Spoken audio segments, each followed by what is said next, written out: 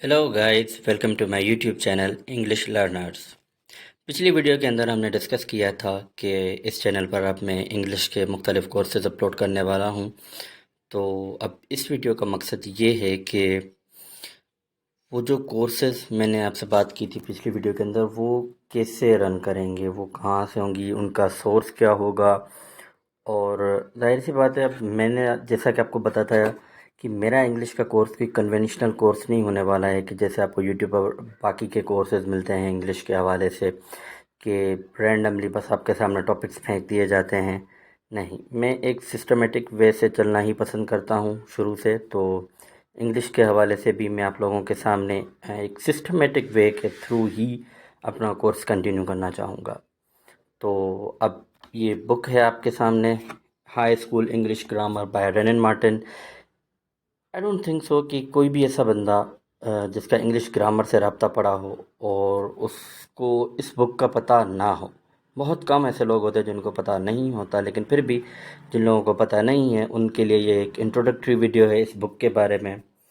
So introduction to Wren Martin. This book has been a trusted companion for students seeking to enhance their English language skills.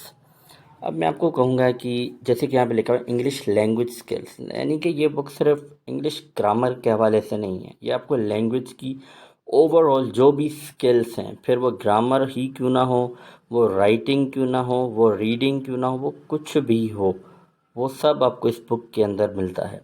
इसीलिए मैंने अपने course के लिए इस book का इंतखाब किया।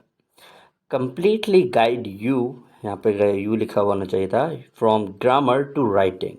जैसे कि मैंने आपको फर्स्ट वीडियो के अंदर भी बताया था कि हम लोग इस कोर्स के अंदर ग्रामर से लेकर राइटिंग के जितने भी टाइप्स होती हैं, फिर वो पैराग्राफ राइटिंग हो, एसे राइटिंग हो, बुक राइटिंग हो, या कोई भी राइटिंग का पीस, जो कि आप सब लोगों को आपको पता है। मैंने पिछली वीडियो के अंदर, मैं बार बार पिछली वीडियो का रेफरेंस दे रहा हूँ, लेकिन मुझे मेंशन करना पड़ेगा कि पिछली वीडियो के अंदर भी मैंने आपको यही बताया था कि राइटिंग के हवाले से आपको यूट्यूब पर बहुत कम प्लेलिस्ट मिलती हैं।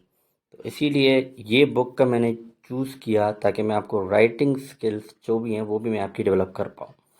तीसरी चीज़ ये कि ये ब्रिटिश इंग्लिश के अंदर है, यानी कि अब आपको आजकल मार्केट के अंदर जितनी भी बुक्स आ रही हैं वो मोस्टली, एक तो उनकी कोई ऑथेंटिसिटी नहीं होती, मतलब अमेरिकन इंग्लिश है या ब्रिटिश है या कोई भी दूसरी इंग्लिश है, क्योंकि रीजन वाइज लैंग्वेज की ग्रामर के रूल्स चेंज होते हैं, क्योंकि लैंग्वेज पर दूसरे रीजन्स के जब बाहर से लोग आते हैं तो उनका असर होता है, लेकिन वो अपना इम्पैक्ट छोड़ते हैं दूसरों पर।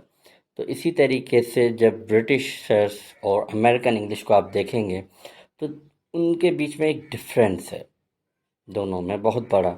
आपको स्पेलिंग्स का डिफरेंट मिलेगा, प्रोनाउंसिएशन का डिफरेंट मिलेगा, और कई कई कई जगह आपको ग्रामर के रूल्स में भी एक बहुत बड़ा डिफरेंस मिलता है। तीसरी चीज़ ये कि अगर आप किसी एग्ज़ाम के लिए प्रिपेयर कर रहे हैं, फिर वो आपके स्कूल लेवल एग्ज़ाम हो या फिर आपके यूपीएससी हो, सीएसएस हो, स्टेट पीसीएस हो, कोई भी एग्ज़ाम हो, वहाँ पे आपको एक फॉर्मल इंग्लिश जो कि ब्रिटिश इंग्लिश है उसका यूज़ करना पड़ता है। तो ये बुक आपको ब्रिटिश इंग्लिश के जितने भी रूल्स हैं वो सारे सिखाती है। इस बुक के अंदर कंपोनेंट्स, सबसे पहले इसके अंदर आपको पार्ट्स ऑफ स्पीच आ जाता है। हालांकि पार्ट्स ऑफ स्पीच से पहले इसका एक दो चैप्टर शुरू वाले वो सेंटेंस पर है, क्योंकि पार्ट्स ऑफ स्पीच ये हम जब जो भी बोलते हैं, जो हमारी स्पीच होती है, हम जो कोई भी जुमला बोलते हैं, कोई भी सेंटेंस बोलते हैं, तो उस जुमले के अंदर हर वर्ड एक पार्ट ऑफ स्पीच परफॉर्म कर रहा होता है। तो इसीलिए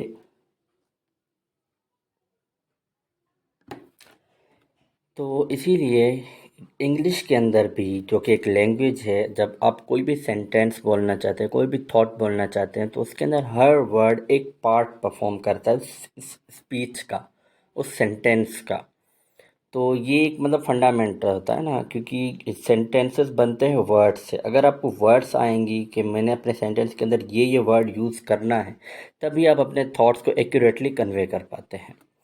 तो अब ये कुछ एग्जांपल्स लिखी हुई हैं आपके सामने, नाउन, प्रोनाउन, एडजेक्टिव, ये सारी। मैं आपको आगे भी नाउन पार्ट्स ऑफ स्पीच पर तो पूरी की पूरी सीरीज आने वाली है, लेकिन मैं आपको एक्सप्लेन कर दूं कि नाउन, जैसे कि हम नाउन का मतलब समझ लें कि नाम, अभी के लिए इतना समझ लें, जैसे कार है, बुक है, एरोप्लेन है, पेन है, it's just a name, nothing else.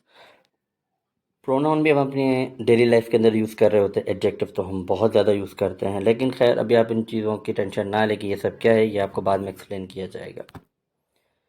उसके बाद आ जाती है कॉम्पोजिशन एंड राइटिंग स्किल्स। जब आप पार्ट्स ऑफ स्पीच कर लेंगे तो उसके बाद हम सेंटेंसेस करेंगे, 12 के 12 सेंटेंसेस, और active, passive, direct, indirect narration. ये तो मतलब आपको कन्वेंशनली हर जगह पे मिल ही जाते हैं, और वो भी मेरे चैनल पर भी आपको वो कॉम्प्रीहेंसिवली कवर करवाए जाएंगे।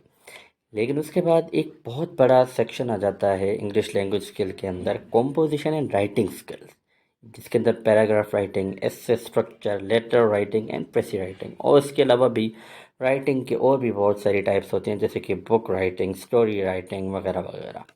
तो वो सब भी आपको इसके अंदर करवाई जाती हैं। Thank you. Subscribe and press the bell.